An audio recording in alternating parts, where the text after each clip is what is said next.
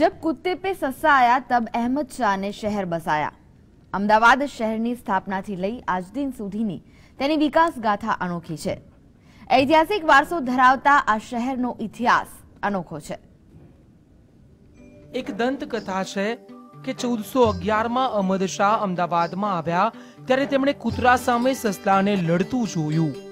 તેમને થયું કે આ ભૂમિની તાસીર ખરેખર અદ્ભુત છે અને આથી જ તેમણે આ ધરતી પર નગર વસાવવાનો નિર્ણય કર્યો અને તેમણે અમદાવાદની સ્થાપના કરી।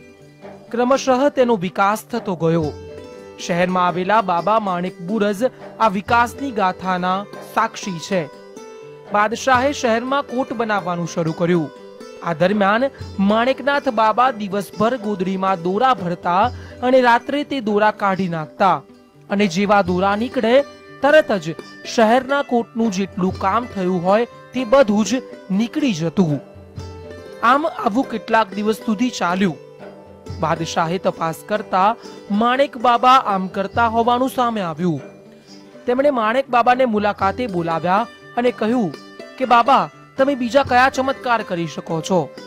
બાબાએ કહ્યું કે હું લોટાના મુખમાંથી પ્રવેશ કરીને તેમાંથી પાછો બહાર નીકળી શકું છું। તો બાબા જેવા લોટામાં ગયા તેવા તેમને બંધ કરી દેવામાં આવ્યા। માણેકનાથે કહ્યું કે આ યોગ્ય નથી, પણ બાદશાહને લાગ્યું કે આ ચમત્કારિક બાબાનું નામ શહેર સાથે જોડવું જોઈએ। આથી શહેરની મધ્યમાં આવેલા ચોકને માણેક ચોક નામ આપવામાં આવ્યું। એલિસ બ્રિજ પાસે માણેક બુરજ બન્યો જે આજે પણ અસ્તિત્વ ધરાવે છે।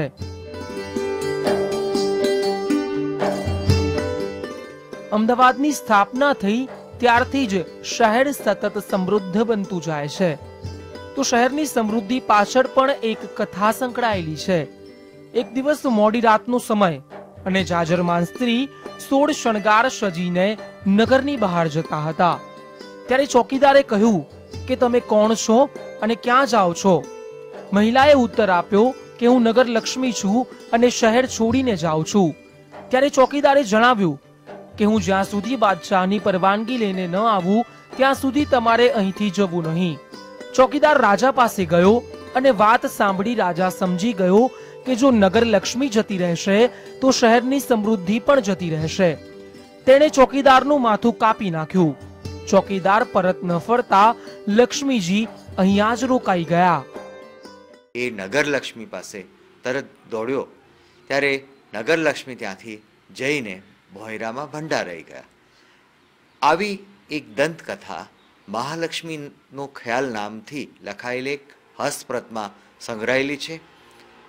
આજના રિલીફ રોડના ધના સુથારની પોળમાં મહાલક્ષ્મી માનું મંદિર છે। ત્યાં પણ એ ખ્યાલ આપને જોવા મળે છે અને સીધી બાદશાહની કબર જે ચોકીદાર હતો એ ભદ્રના કિલ્લાની બાજુમાં છે।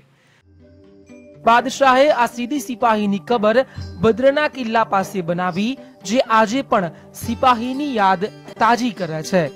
પાથરણાવાળા સવાર સાંજ અહીંયા દીવાબત્તી કરે છે।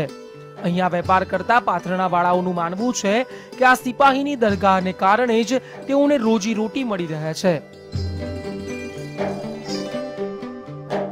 15-20 વર્ષથી અહીંયા હું છું બજારમાં। ત્યાં લેડીઝ પર્સનો ધંધો છે। ત્યાં હું અહીંની ખિદમત કરું છું મજાર શરીફની। ઝાડુ પોતો કરું, ચિરાગ બત્તી કરું, ચિરાગ રોશન કરું। તમે આ લક્ષ્મી રોકેલી છે એટલે બધું આબાદ છે। લાલ દરવાજી લગા કે નીચે તલક બધું આબાદ છે। અમદાવાદની જે જાહો જલાલી છે તે જોતા આ દંત કથા સાચી પ્રતીત થાય છે। પૂર અને ધરતીકંપ જેવી કુદરતી આફત હોય કે પછી બોમ્બલાસ્ટ જેવી ઘટના હોય, અમદાવાદ સતત ધબકતું અને વિકાસશીલ રહ્યું છે। તેની સમૃદ્ધિ ક્યારેય ઘટી નથી। કેમેરામેન નિલેશ સોસા સાથે ઝલક અધ્યારું, GSTV, અમદાવાદ।